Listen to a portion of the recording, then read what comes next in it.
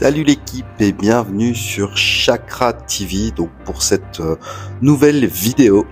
Alors ici donc comme vous l'aurez vu dans le titre, je pense qu'il est temps de dresser donc un petit bilan donc sur cette saison 3 qui arrive doucement et enfin donc à son terme. Et oui, donc malgré les nombreuses nouveautés et propositions donc, faites par le studio Blizzard, on n'est pas mécontent finalement que cette saison se termine enfin. Alors, effectivement, donc il y a eu le PTR récemment.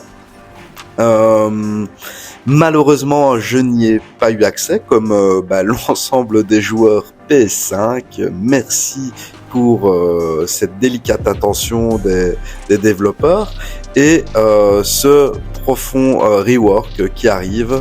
Tiens donc. Effectivement, je pense que vous l'aurez vu vous-même, pour ceux qui ont des listes de contacts un petit peu fournies, bien le jeu traverse une période pour le moins difficile, notamment donc pour les fans de Diablo et des deux premiers opus, voire du troisième opus, qui avait mis aussi du temps à démarrer. Alors, par où commencer? Si ce n'est que effectivement donc ce PTR n'a pas pu être testé par l'ensemble des joueurs.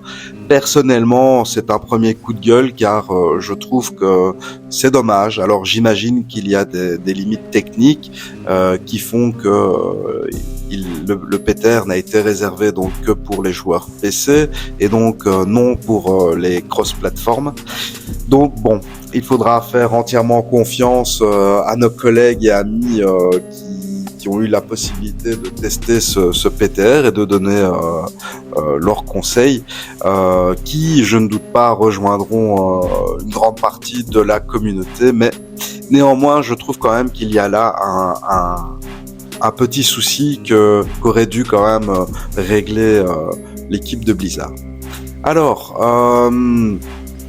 effectivement, on arrive donc ici enfin au terme de cette saison 3 qui s'annonçait plutôt bien, personnellement, même si j'étais un petit peu mitigé par rapport au design proposé et à l'esprit de Diablo, avec cette idée de piège aussi, de boss statique.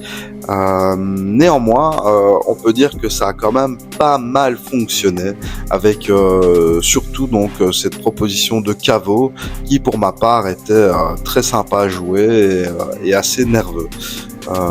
Voilà. Néanmoins, ce contenu de caveau, voilà, c'est bien pour faire de l'XP, pour développer aussi ces fameuses pierres, pour le sénéchal, etc. C'était vraiment très très agréable à jouer, mais au bout de quelques centaines de runs, eh bien effectivement c'est assez redondant, sachant qu'en plus il n'y a que quelques types de caveaux et toujours avec le même design graphique. Donc voilà, je trouve ici que l'équipe de Blizzard a peut-être un petit peu pêché de ce côté-là, et c'est pour ça qu'il a proposé donc par la suite ce fameux Gauntlet, où pas mal de gens finalement y ont participé.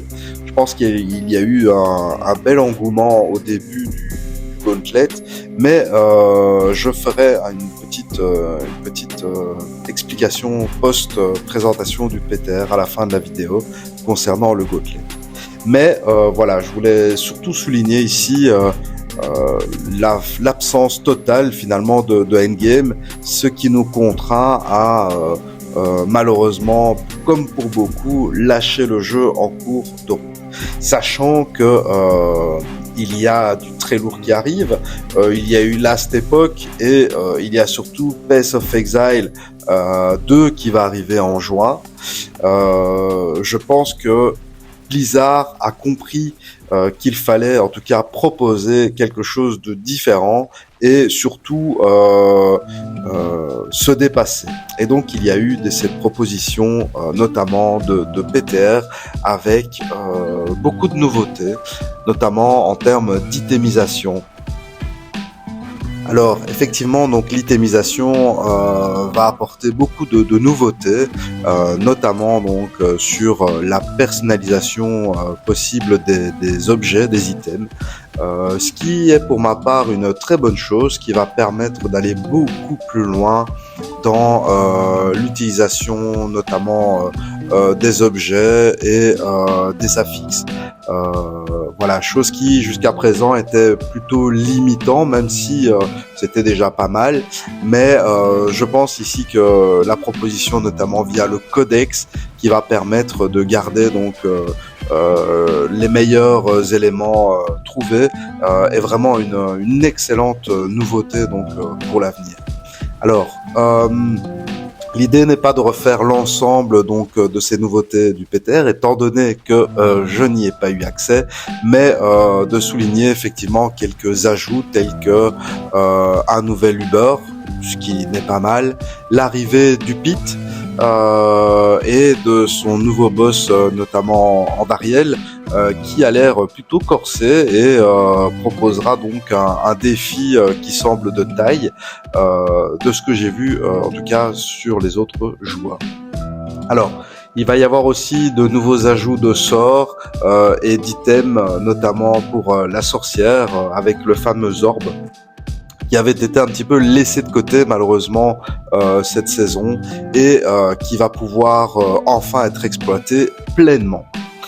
Il y a aussi un remaniement donc des Helltide, donc c'est super, car effectivement au début du jeu on y trouve pas mal de plaisir, et c'est assez intéressant pour pexer et aussi pour avoir un petit peu d'items. Mais là on va aller beaucoup plus loin, notamment avec ce boss qui va être possible de déclencher via une jauge. Donc ça, je trouve que c'est vraiment un super ajout.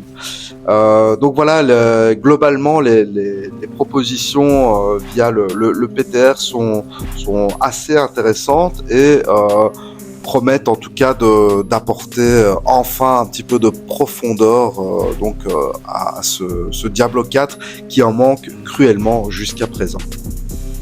Et donc oui, comme je vous le disais un petit peu plus tôt, il y a donc l'arrivée de Path of Exile qui arrive et qui va faire très très mal à Diablo si celui-ci ne redresse pas tout de suite la barre.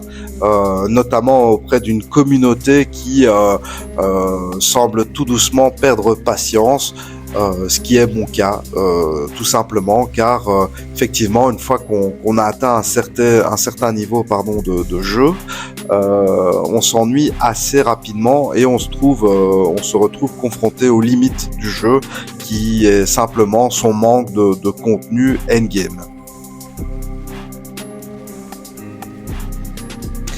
Et voilà l'équipe, comme promis, pour conclure cette vidéo, je voulais faire un dernier point sur le fameux Gauntlet qui est arrivé mid-season et qui était un petit peu attendu comme le Messi après autant d'heures de jeu et autant de caveaux nettoyés. Alors, l'idée en soi est très intéressante, le gameplay est très très jouissif, vraiment très nerveux. Donc sur le Gauntlet, moi personnellement, c'est assez positif. Malheureusement, on ne peut pas attendre et faire reposer donc tout le endgame sur cette seule activité dans Diablo 4. Et donc malheureusement, le Gauntlet aussi est quand même une activité qui est assez exigeante, assez fatigante, et qui ne s'adresse pas à l'ensemble des joueurs donc de Diablo et de la communauté, où d'ailleurs on voit que beaucoup de gros joueurs ont lâché le Gauntlet et ne sont plus dans les classements de manière hebdomadaire. De fait, je pense que le Gauntlet est une très très bonne activité complémentaire, mais souligne encore une fois le manque de profondeur et de contenu endgame proposé pour le moment dans Diablo 4. Et donc voilà, j'espère que cette saison 3 sera riche en enseignements et permettra aussi donc aux développeurs de comprendre un petit peu les maladies de jeunesse que le jeu est en train de traverser et qui doivent très rapidement trouver une issue favorable, car une grande partie de la communauté est déjà en train de s'exporter vers d'autres jeux, et je pense que la saison 4 est très très attendue et marquera probablement un tournant majeur pour le jeu Diablo 4. Et voilà les amis, c'est ici que se clôture donc cette vidéo un petit peu différente et malheureusement donc coup de gueule aussi et bilan donc sur cette saison 3 qui va enfin arriver à son terme pour qu'on puisse continuer d'explorer et de découvrir la suite du contenu de Diablo 4 qui, je l'espère, sera de qualité.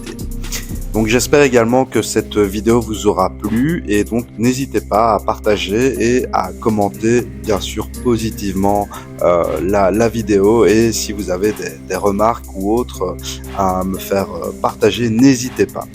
À très bientôt pour une prochaine vidéo sur Chakra TV.